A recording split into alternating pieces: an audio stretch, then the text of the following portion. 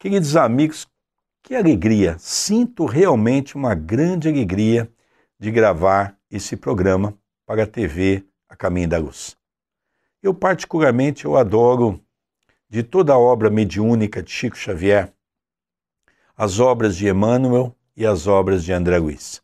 Todas elas são muito importantes, mas essa série científica nos traz uma realidade totalmente diferente daquilo que nós imaginávamos no tocante ao mundo espiritual. Por isso é uma grande alegria gravarmos esse programa.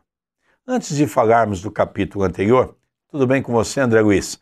E eu gostaria que você, André Luiz, falasse um pouquinho de como o nosso telespectador que está assistindo pela primeira vez possam ter acesso desde o prefácio os programas do livro Os Mensageiros. Graças a Deus, tudo caminhando bem, com esta oportunidade de podermos no dia de hoje iniciarmos o estudo de mais um capítulo. Rogamos que Deus nos abençoe, nos ampare e nos fortaleça. Para assistir aos programas anteriores é muito simples, pode ser pela TV A Caminho da Luz, tvacaminhodaluz.com.br, tem na nossa grade de programação, como também pelo canal do YouTube, youtube.com/TV A Caminho da Luz. Lá você se inscreva no canal e você vai ver a playlist do programa Estudando e Aprendendo com o livro Os Mensageiros. Está desde o prefácio de Emmanuel até o capítulo que nós estamos estudando no dia de hoje. O capítulo da semana passada, você vai se lembrar que é um capítulo recheado de muitas informações. Relembremos que André Luiz faz o papel do investigador, ou seja, Aniceto passa as informações para André Luiz e ele então vai investigando tudo aquilo ali, vai anotando para poder então ser o médium, aonde vai trazer a Chico Xavier as informações. Porque se cada um daqueles diretores, trabalhadores, ministros de nosso lar fosse trazer uma obra para o Chico, seria muito complicado. Então, convidar André Luiz, por ter uma mente brilhante, era Dr. Carlos Chagas, para que ele pudesse assimilar as mensagens, anotá-las e trazer para a mediunidade de Chico Xavier, para que Chico pudesse, então, colocar no papel. Na semana passada, nós vimos a questão interessante, que o trabalho mais importante, que é aquele pronto-socorro pertencente a nosso lar, ligado aqui na Terra, era uma casa aqui da crosta. E o trabalho acontecia exatamente ao longo da noite, da madrugada. Era um trabalho de espíritos, tanto aqueles que já se encontram no mundo espiritual, a maioria deles todos ligados a nosso lar, e os espíritos encarnados eram tirados do corpo e trazidos para que eles pudessem ser atendidos. E nós vamos pegar um caso, que era uma velhinha de nosso lar, que iria orientar a neta.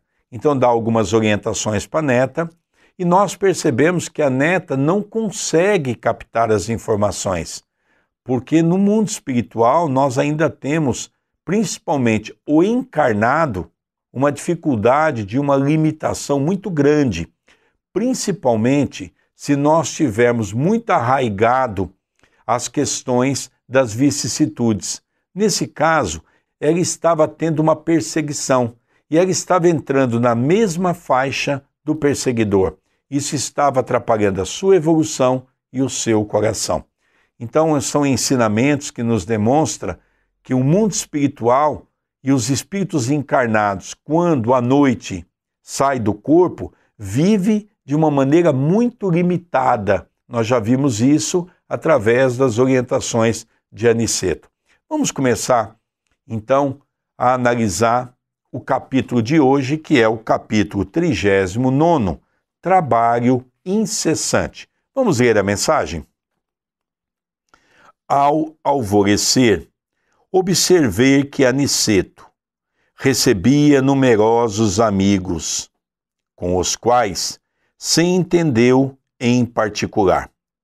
Informou-nos o estimado orientador, por espírito de delicadeza, que trazia consigo incumbências várias, de acordo com as instruções de Telésforo, das quais era forçado a tratar em caráter privado, não nos ocultando, todavia, o objetivo essencial, que era, ao que disse, o combate ativo a uma grande cooperativa de desencarnados ignorantes congregados para o mal. Nós já vimos que Telésforo era um espírito de alta envergadura. E Aniceto auxiliava Telésforo. E havia alguns assuntos pela qual André Luiz e Vicente não poderiam ter informações. Eram auxílios pessoais que Aniceto não poderia repassar a ninguém. Então, coube a André Luiz e a Vicente apenas reparar o que era em termos de estudo e que poderia ser colocado no papel. O André recentemente fez uma colocação muito interessante. André Luiz só anotou o que era possível ser anotado. Há muita coisa que não foi lhe dado permissão. Por quê? Se o que escreveu já está difícil para nós entendermos, assimilarmos, imagine se nós tivéssemos recebido mensagens de uma maneira mais concludente, ou seja, de maneira mais vasta. Ainda nós não temos alcance para isso. Interessante, André. E nós notamos também que no mundo espiritual existe uma hierarquia. Os espíritos não fazem o que querem, do jeito que querem. Aniceto, por mais instruído que ele estava, já tendo um cargo muito bom na cidade de Nosso Lar, ele também tinha os seus superiores. Os superiores de Aniceto, um deles, Telésforo, também tinham os seus superiores. Então nós passamos a ver que o mundo espiritual é altamente organizado. Os espíritos não fazem o que querem, do jeito que querem, entra a hora que querem, sai a hora que querem, tem todo um cronograma. Então nós começamos a ver que a organização ela é fundamental para um bom andamento de uma atividade. André, uma coisa interessante, o que diverge essa estrutura organizacional das empresas, por exemplo, que nós conhecemos no mundo, e para as questões espirituais, é que as empresas muitas vezes elegem os amigos, que nem sempre são capazes de desenvolver aquela missão. Como na política, nós vemos que muitas vezes não se coloca as pessoas devidamente orientadas para determinados cargos. Por exemplo, vamos pegar numa cidade, às vezes a gente vê lá o secretário da saúde, é um advogado, é um engenheiro. Aí nós vamos lá ver, por exemplo, um outro departamento que é da infraestrutura da cidade, é um médico, onde deveria ser um engenheiro. Ou seja, nós aqui somos partidarista, colocamos amigos. É interessante, André, que você retrata uma coisa que nós não podemos perder o fio da meada. Essa questão hierárquica, ela é por merecimento espiritual.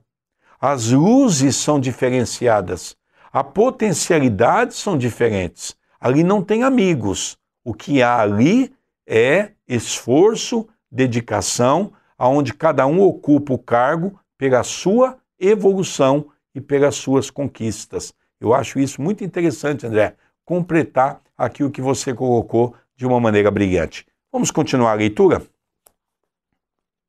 Enquanto ele se mantinha em conversação íntima, ouvíamos por nossa vez outros amigos da faina espiritual.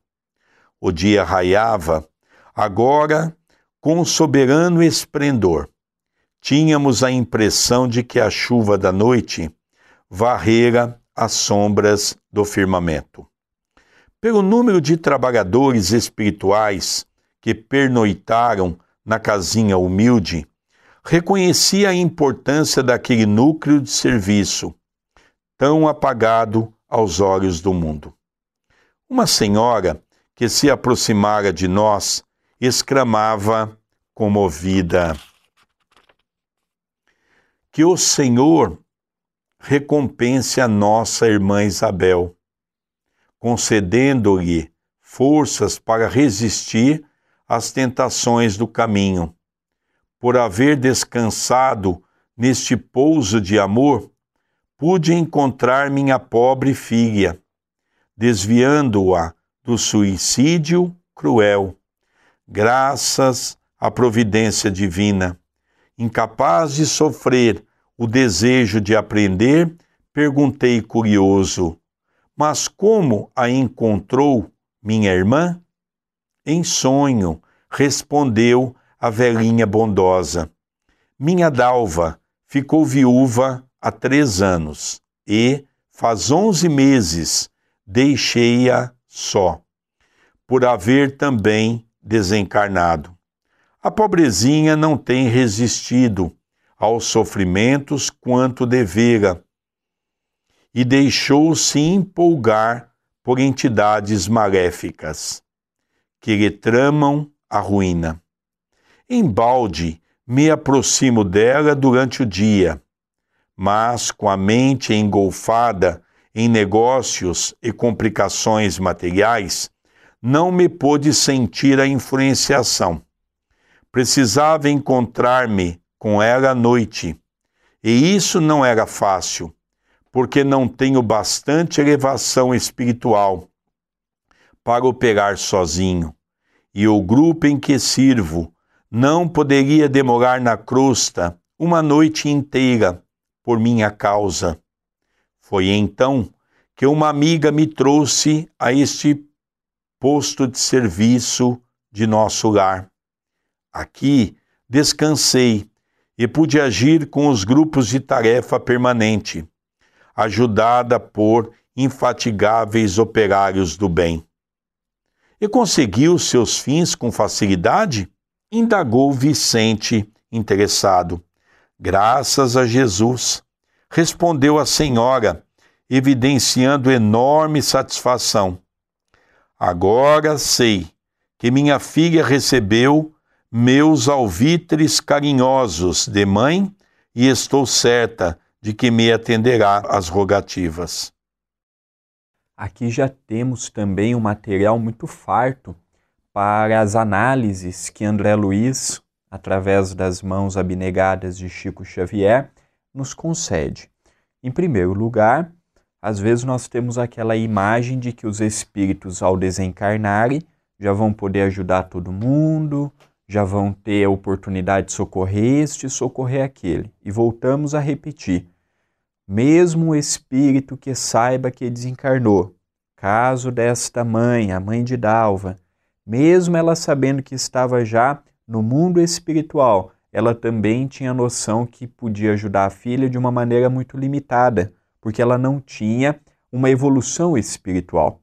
Aí, no plano espiritual é igual no plano da Terra. Se eu tiver dinheiro, eu vou para onde eu quero, a hora que eu quero. No mundo espiritual, se eu tiver dinheiro espiritual, eu também vou poder ajudar muito mais.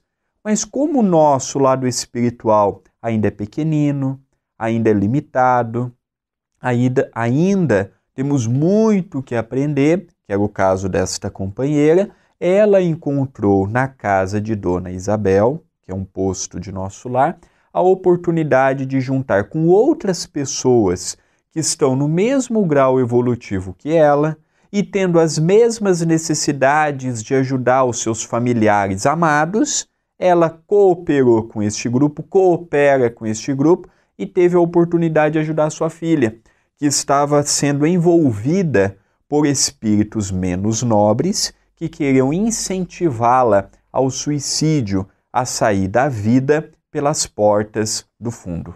Interessante, André, que aqui são 2 casos diferentes. O primeiro caso, que é o caso da vozinha para com a neta, ocorreu dentro daquele pronto-socorro. No caso dessa mãe, que queria atender a filha, a Dalva, ela foi para o pronto-socorro e ali as equipes espirituais a acompanharam até o seu lar e ela conversou com a filha lá. Por isso que nem André Luiz e nem Vicente viram esse atendimento. E ela, então, quando retornou com as equipes espirituais, esclareceu o que havia acontecido. Ela estava muito feliz, a filha havia escutado-a e estava predisposta a mudar a sua maneira, já que ela estava se metendo, materialmente falando, através de algumas coisas ilícitas, para obter vantagens. E isso ofereceu a ela uma condição pela qual ela estava se desviando do caminho. Então, por isso, a alegria da mãe de Dalva por ter auxiliado naquela noite. Vamos tocar um pouco mais? Escute, minha amiga, interroguei, há muitos postos de nosso lar como este? Ao que me informaram, há regular número deles, não somente aqui, mas também noutras cidades do país. Além de numerosas oficinas que representam outras colônias espirituais, entre as criaturas corporificadas na Terra, nesses núcleos há sempre possibilidades avançadas, imprescindíveis ao nosso abastecimento para a luta. Nesse instante, 2 camaradas que nos haviam dirigido a palavra durante a noite, despertando-nos sincera simpatia, apresentaram-nos saudações. Mas como? Perguntei. Retiraram-se tão cedo? Vamos ao trabalho, respondeu-me um deles. Hoje à noite realizar-se-á o estudo evangélico e devemos auxiliar os irmãos ignorantes e sofredores que estejam em condições de vir até aqui. Há também semelhante tarefa? Indaguei espantado. Como não, meu caro? O próprio Jesus já dizia há muitos séculos que a seara é grande, há trabalho para todos, e cumpre-nos reconhecer que esta oficina de assistência cristã funciona há quase 20 anos de maneira incessante. É interessante, uma vez mais, porque nós às vezes temos aquele apego ao trabalho, imaginando que o trabalho é nosso, mas há trabalho para todos nós. Quem quer trabalhar pelo bem, seja dentro de uma casa espírita, seja fora de uma casa espírita, seja dentro do nosso lar, seja fora do nosso lar, nós vemos que o trabalho ele é muito vasto. E é interessante que esta velhinha conta para André Luiz e Vicente que um posto desse existe não apenas aos milhares na cidade do Rio de Janeiro, como existe também em outras cidades do país. Nosso lar não é a única cidade espiritual, não é a melhor cidade espiritual, nem a maior cidade espiritual. Igual a cidade de nosso lar, em cima do Brasil, por assim dizermos, no Brasil espiritual, existe muitas cidades à feição de nosso lar. Então nós passamos a ver que o mundo espiritual é muito mais amplo. André Luiz nos dá uma noção de uma cidade, dentre centenas e milhares que existe no mundo espiritual. Então agora que nós estamos tendo, como dizia Jesus, olhos para ver, olhos para compreender que nós não vemos tudo. O que nós vemos é uma parte da criação divina, mas que o mundo é muito maior e mais complexo do que nós podemos imaginar. Interessante, André, que antes de dar continuidade, André Luiz e Aniceto, quando chegaram a casa, conheceram 2 homens, ficaram conversando, 2 almas simpáticas, trabalhadores, e eles não haviam percebido que ao longo do trabalho esses 2 irmãos saíram e que eles estavam retornando ali. E eles perguntaram, mas vocês não estavam aqui trabalhando? Estávamos trabalhando, mas não aqui. Nós estávamos atendendo as casas, que eram essas equipes que acompanharam, por exemplo, essa nossa irmã, que foi à casa da filha. Então são equipes espirituais que levam esses irmãos que não têm uma bagagem tão grande, mas que administram toda essa tarefa. E ele está dizendo, então nós vamos, preparamos as pessoas, e ali nós fazemos um trabalho de trazer os espíritos no dia seguinte, por exemplo, se há uma evangelização, para que eles sejam atendidos aqui.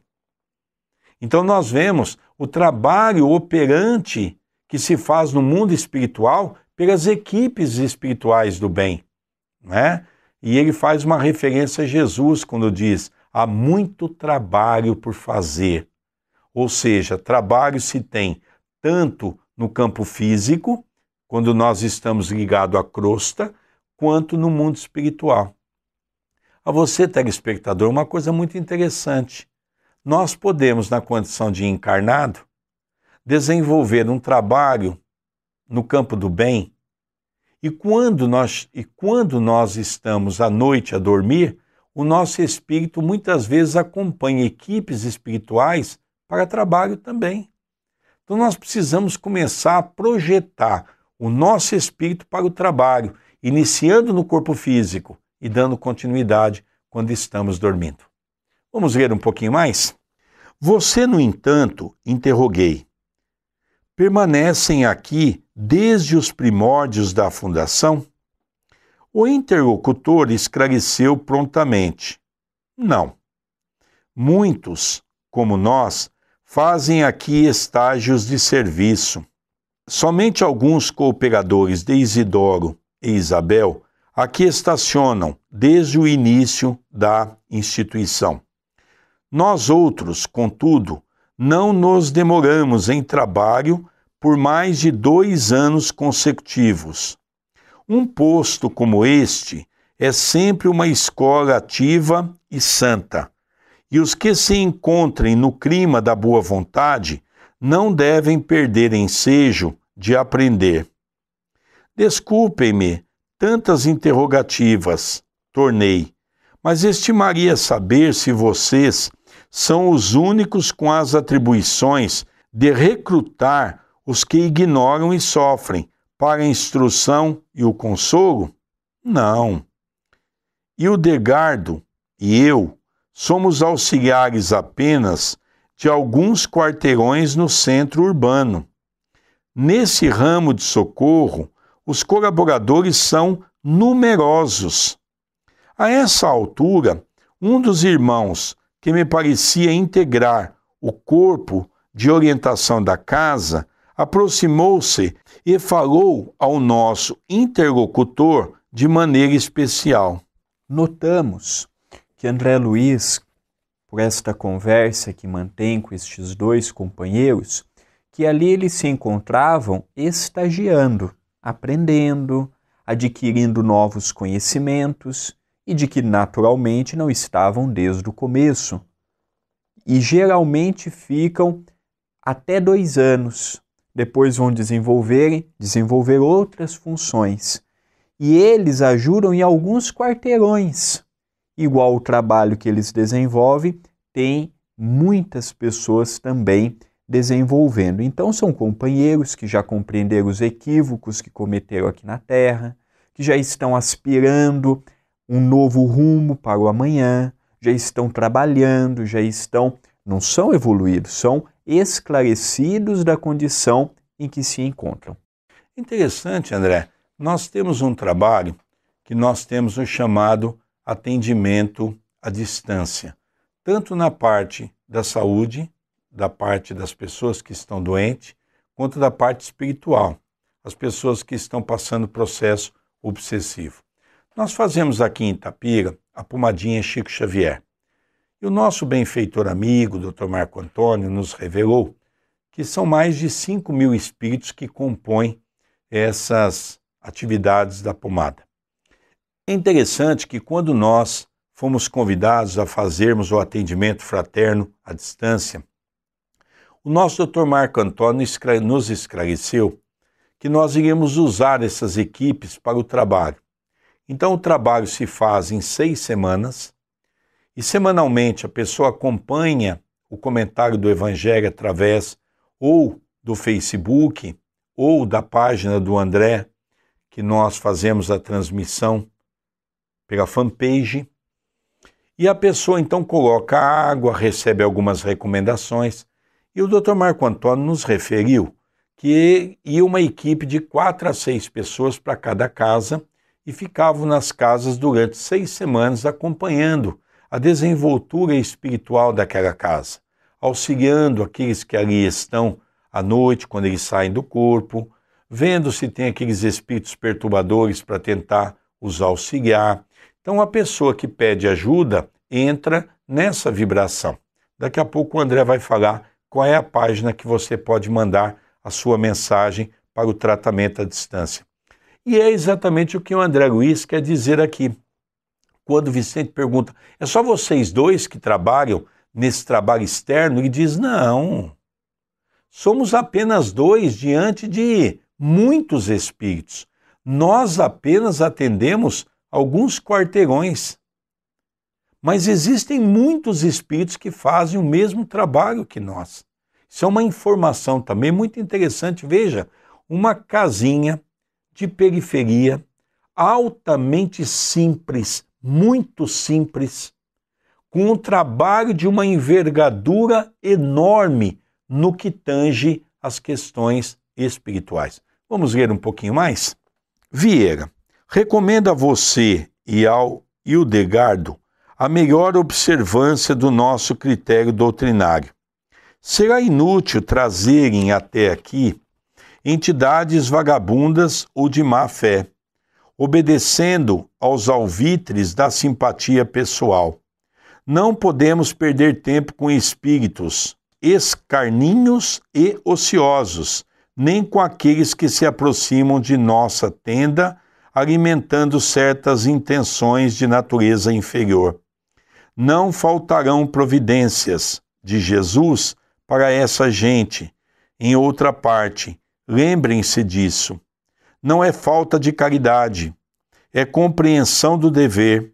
Temos um programa de trabalho muito sério no capítulo da evangelização e do socorro. Não podemos abusar da concessão de nossos maiores da espiritualidade superior. Quem aceita um compromisso não vive sem contas. Por muito que vocês amem alguma entidade ociosa ou irônica, não facilitem os abusos dela. Ajudem-na de maneira individual, quando disponham de tempo e possibilidades para isso. Não arrastem o grupo a dificuldades. Não se esqueçam de que existem determinados núcleos de tarefa para os surdos e os cegos voluntários. Vieira e o colega fizeram-se paridíssimos, não respondendo palavra.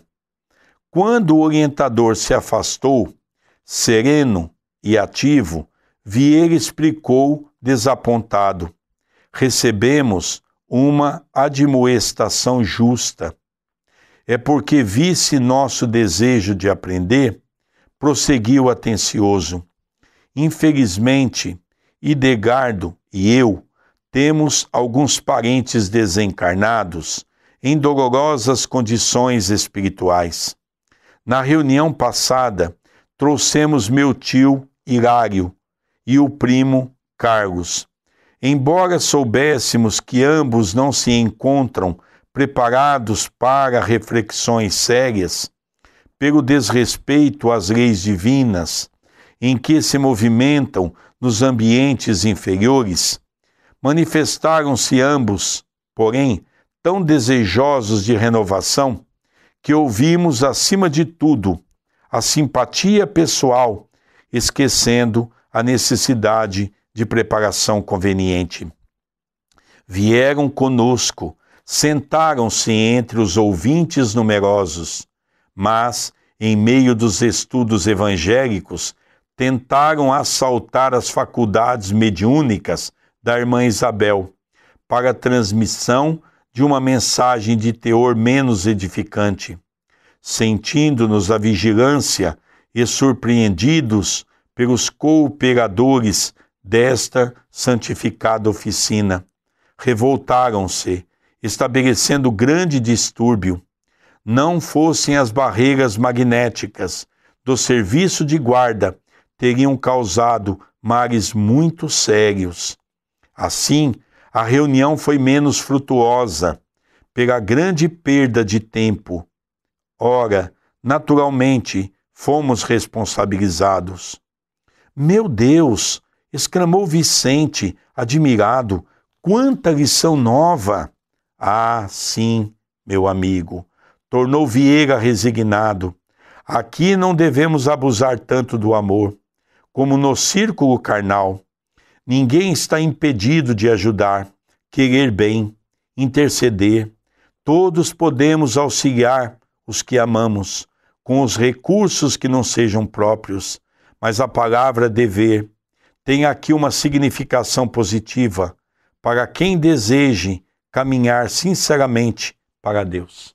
Nós observamos que Vieira e Hildegardo, eles desenvolviam uma função importante, que era recrutar espíritos que a maioria não sabia que desencarnaram, que ainda estava muito ligado aqui à crosta, e levar para este santuário. Só que eles caíram na bobagem de levar 2 familiares desequilibrados.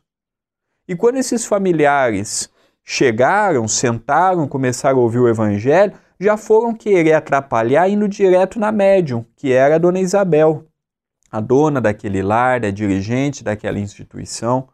E aquilo lá gerou um tumulto muito grande. Só não foi maior por ser uma casa séria. Quantos centros espíritas que passam por problemas administrativos, brigas internas, um médium querendo ser mais afamado do que o outro, uma pessoa querendo o cargo do dirigente. Então essas casas estão vulneráveis.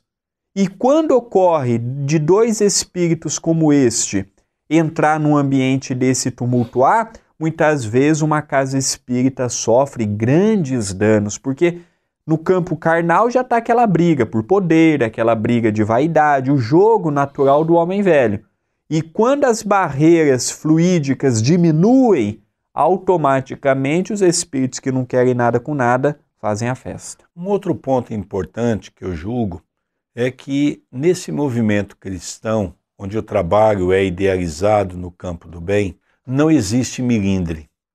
Veja que o irmão, com muito carinho, mas até mesmo com muita rigidez nas suas palavras, fez um alerta a esses 2 irmãos, para que eles ficassem mais atentos. Isso ele fez na frente de André Luiz, na frente de Vicente, porque havia necessidade da repreensão, que isso não aconteça mais, que vocês possam fazer uma análise mais coerente quem pode ser tratado. Eu tenho percebido que muitas pessoas têm nos procurado para que nós pudéssemos dar um atendimento a familiares que estão no campo da depressão. Nós muitas vezes até nos movimentamos, o grupo do centro, com 2, 3 passistas, vamos até a casa, já que a pessoa não consegue sequer sair de uma cama. A pessoa então recebe-nos com muito carinho, é muito atenciosa, a gente aplica o passe, fluidifica uma jarra de água, a pessoa naquele dia até se sente bem, mas quando é recomendado para a pessoa ir para o centro espírita, ela não quer ir. E aí fica aquela condição, nós não podemos ficar tratando essas pessoas em casa, mesmo porque nós não sabemos o ambiente espiritual da casa. Nós precisamos também preservar os médiuns passistas, já que nós também temos os nossos problemas, as nossas dificuldades. Então nós precisamos também nos limitar. É por isso que o trabalho tem que ser feito dentro de uma casa espírita, como ele diz aqui, dentro de um pronto-socorro.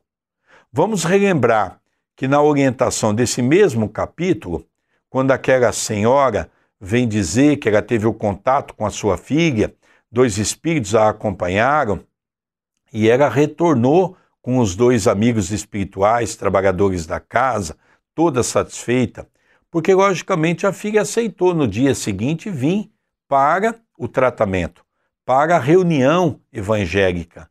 Mas isso não quer dizer que ela vai efetivamente vir. Ela se propôs a vir.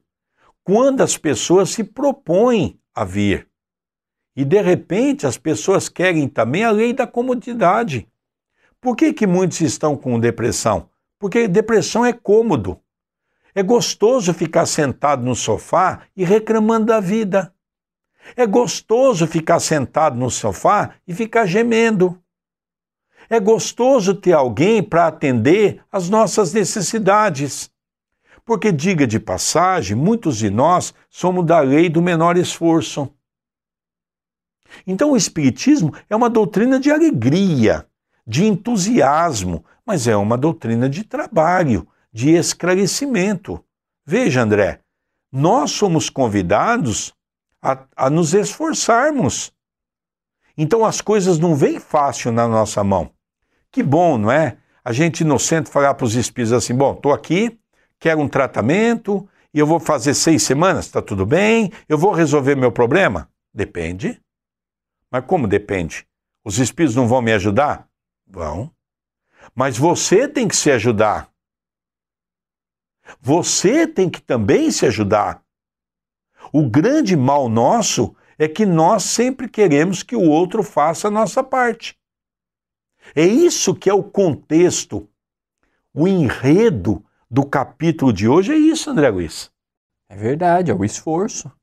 É o esforço perseverante, é a conquista da paz, é a conquista da alegria. O trabalho espiritual, naturalmente, é uma oportunidade que nós todos estamos tendo e nós temos o livre-arbítrio. Eu posso aceitar o trabalho, como eu posso recusar o trabalho. É igual à mediunidade, eu não sou obrigado a ser médium. Mas se eu me predispus a ser médium, que eu possa ser um médium equilibrado, um médium sensato, um médium que se paute o seu trabalho no bom senso, no equilíbrio. Então tudo vai da maneira com que nós encaramos. E tudo também vai da prioridade. O que é prioridade para nós? É manter a nossa melancolia? É manter a nossa falta de motivação? Ou é procurarmos ver alegria nas coisas? Porque só de podermos acordar todos os dias já é o maior bem que Deus poderia nos conceder. Então que nós possamos ver na nossa oportunidade, aproveitar o máximo possível, porque a vida no mundo espiritual é uma continuidade natural daqui. Quem é melancólico aqui vai ser melancólico lá. Quem é depressivo aqui vai ser depressivo lá. Diga-se de passagem, a depressão ela não é adquirida numa encarnação. A depressão, na maioria das vezes, já vem conosco, aquela falta de motivação, aquele sentimento daquele vazio. Às vezes a pessoa tem de tudo no campo da matéria, tem um bom emprego, tem um bom casamento, tem tudo para dizer assim, eu era para ser feliz, e não sente aquela felicidade. E muitas vezes vai num médico materialista, que vê apenas o corpo físico, não vê o espírito, taca remédio na pessoa, e a pessoa fica às vezes fora de si, encontrando naquilo o caminho para a realização de uma vida normal, e não vai encontrar. Então, nós ainda trazemos conosco muitas coisas do passado, a ansiedade e outros transtornos mais catalogados pela nossa medicina. Então, é o que André Luiz disse, é o que Aniceto disse no capítulo da semana passada, para quem se lembrar. Nós trazemos no nosso inconsciente muitas coisas boas, mas por ontem não termos tido um preparo adequado, nós trazemos mais uma herança atrasada do que uma herança que vise o nosso progresso. Por isso que na atualidade é difícil remover toda esta sujeira do homem velho para que possa vir um ambiente limpo gerado pelo homem de bem. Quando nós pegamos o Evangelho segundo o Espiritismo, exatamente quase que na metade, porque são 28 capítulos, o capítulo 15º é um dos mais significantes. Eu acho que todos eles são importantes. Mas para o capítulo que nós estamos estudando do livro Os Mensageiros, é um dos mais importantes. Por quê? Fora da caridade não há salvação. Enquanto eu não me despertar para realizar a caridade, eu vou continuar dessa condição. É interessante que quando nós estudamos o capítulo que tem como título principal que a mão esquerda não saiba o que faz a mão direita, tem duas mensagens lindas sobre a caridade. Diga de passagem, ultimamente essa mensagem tem caído quase que semanalmente no livro Aberto ao Acaso, seja no Evangelho no Lar na Minha Casa, que eu faço com os nossos ouvintes. No final do programa vou te convidar para participar conosco, seja no Centro Espírita Perdão, Amor e Caridade, seja no Núcleo Chico Xavier, que é um departamento, enfim, para que nós possamos entender que uma prece é caridade. Porque tem muitas pessoas que ficam reclamando, e é interessante o quanto a depressão nos envolve quando nós passamos a entrar naquela atmosfera negativa de reclamar o que nós não temos. E é uma lamentação porque reclamamos, idealizamos algo que nunca vamos poder ter. E é muito interessante que o Espiritismo nos traz exatamente uma vertente contrária, convidando cada um de nós a agradecer o que temos. Nós não temos o hábito de agradecer o que nós temos. É uma pena que nós ainda conseguimos enxergar apenas as coisas negras, conseguimos enxergar apenas as coisas negativas. Quando nós começarmos a perceber que devemos agradecer ao Pai por aquilo que temos, não é muito, mas é nosso. Deus nos deu para tocarmos a nossa existência. Nós vimos há 3, 4 capítulos atrás, no culto do Evangelho no Lar, a filha dizer para a mãe: mãe, Deus não é injusto nos concedendo apenas uma única refeição? E a mãe, de uma maneira esplendorosa, orientada pela equipe espiritual, diz: não, minha filha, quantos milhares de pessoas não têm uma refeição? Nós temos uma, a nossa família não tem ninguém doente, todos nós temos um corpo perfeito, vivemos maravilhosamente bem dentro daquilo que Deus nos concedeu. E aí a filha mais velha, Joaninha, entra na conversa e diz assim: é verdade, como Jesus é bom. Quantas pessoas que têm muito e são obesos, porque comem demais, têm problemas de saúde. É interessante, é a maneira com que nós olhamos as coisas que estão ao nosso lado. André, gostaria que você, se quiser completar um pouco mais a mensagem, e em seguida que você falasse então e fizesse um convite do culto do Evangelho no Lar e de como as pessoas podem também mandar uma mensagem para mim ou para você. É muito simples. O Evangelho no Lar é pela fanpage facebook.com/André Luiz Vilar, de número, e na nossa linha do tempo, todos os domingos às 18 horas, horário de Brasília, iniciamos um vídeo ao vivo para os amigos em Portugal em direto. E você pode entrar em contato conosco pelo e-mail. O e-mail do nosso querido Sérgio é vilarsergio10@gmail.com, como você está vendo na sua telinha, e o nosso é vilarandré2@yahoo.com.br. Encerramos mais um programa pela TV A Caminho da Luz, o programa Estudando e Aprendendo com o livro Os Mensageiros, da Lavra Mediúnica de Chico Xavier, pelo Espírito de André Luiz. Até a semana que vem, um beijo no seu coração, que Jesus nos abençoe a todos. Que Deus, o nosso Pai, nos abençoe, nos ampare, nos fortaleça, e até semana que vem.